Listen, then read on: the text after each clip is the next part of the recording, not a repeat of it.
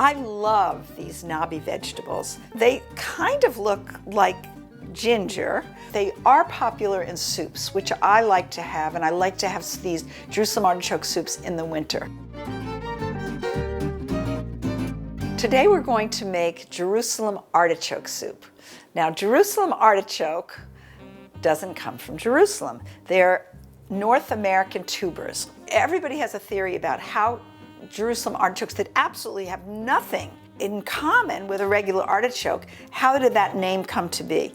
Well, there are a lot of theories. One is that in Italian, the word Girasole, which means like sunflower, it's like a corruption of that word. I personally think that Jerusalem artichokes came to Palestine in the 19th century with missionaries, like the American colony that's a hotel in East Jerusalem now, and as part, right inside the Damascus Gate, there's a center of people from the American colonies. And if you look there, there are all these Jerusalem artichoke plants, and they're huge. They look a little bit like a sunflower, or they are a member of the daisy family.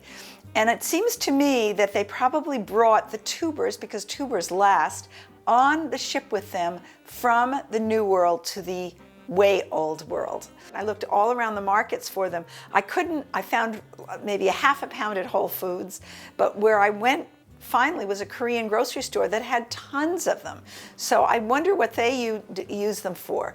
And because of the confusion and the increasing popularity of native products, an amazing woman named Frida Kaplan in California took the Jerusalem artichoke and changed its name to sunchoke so that people would much more easily find it. And so now it's called sunchoke in America. I call it Jerusalem artichoke. And maybe that's why I couldn't find it in some of these markets, because I asked for Jerusalem artichoke.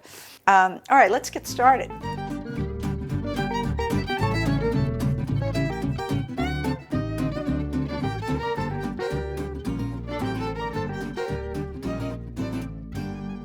You could buy your vegetable broth. That's the easiest way to do it. And there are a lot of good vegetable broths on the market. But I am a glutton for punishment, and I like to make a broth, a vegetarian broth. And I learned to make one years ago from the then chef at the French Embassy in Washington. And it's very simple, it's very easy. First of all, you take 2 leeks, and you cut them up, but make sure that there's no grit in here. If there is, then you really have to wash it out. So you cut them, and you don't have to be careful with this. You can just do it like this, because it's just going to be a broth. And you put them in here. 2 celery stalks. If your carrots are organic, you don't have to peel them. Okay, then you can also do it. Your onion, 2 bay leaves. I always like to use fresh bay leaves, but you can use whatever bay leaves you have. And you take your thyme.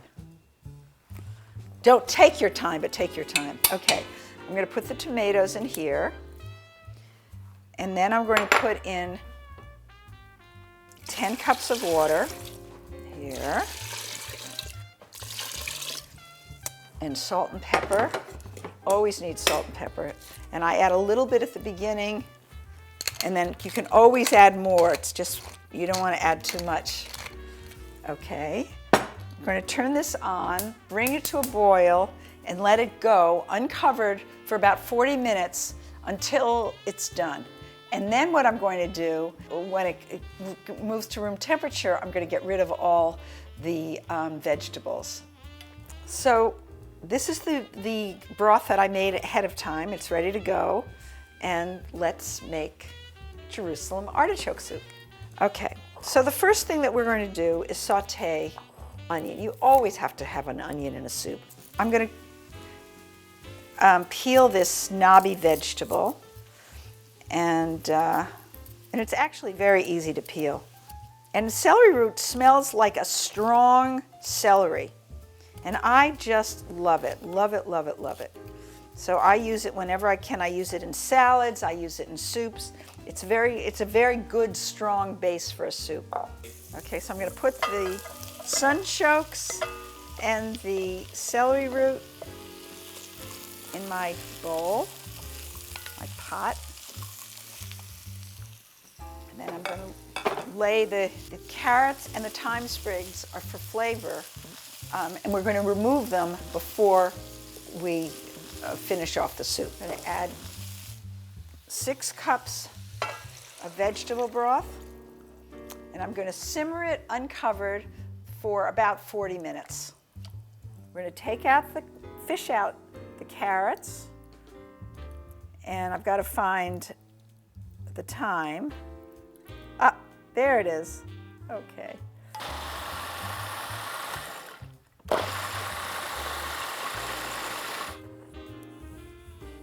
It's very nice. I still would add a little salt though. Toasted almonds on top, slivered almonds.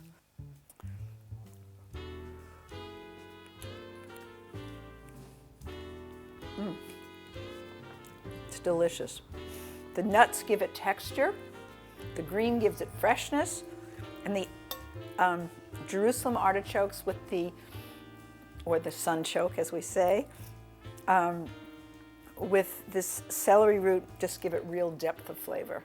So you can serve this for a dinner party, for the first course of a dinner party, for the main course with a big salad and lots of other things, or you can serve it alone. B'te'avon, enjoy.